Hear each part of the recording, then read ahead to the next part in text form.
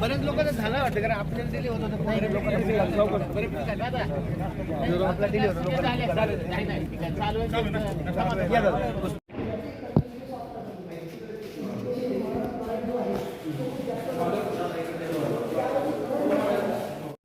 कृष्णा मराठवाडा सिंचन प्रकल्प हा आपल्या सर्वांसाठी अतिशय महत्त्वाचा विषय आहे।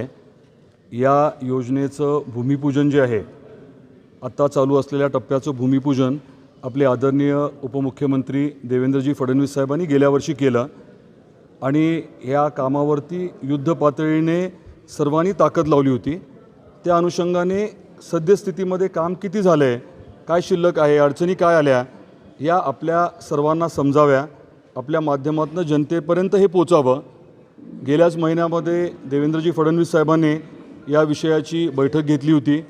अतिरिक्त मुख्य सचिव जलसंपदा यांच्यासह सर्व अधिकारी होते, याचा आढावा घेतला होता आणि डिसेंबरपर्यंत पश्चिम महाराष्ट्रातलं पाणी रामदरामध्ये यायलाच हवं या अनुषंगाने त्यांनी निर्देश दिले होते। त्यानंतर कामाला स्वाभाविकच आहे की अजून सुसूत्रता आली आणि दोन अडचणी, एकतर जास्त पाऊस पडल्यामुळे, अपेक्षेपेक्षा जास्त पाऊस झाल्यामुळे आणि घाटणे बॅरेजच्या तिथे सीना नदीतलं पाणी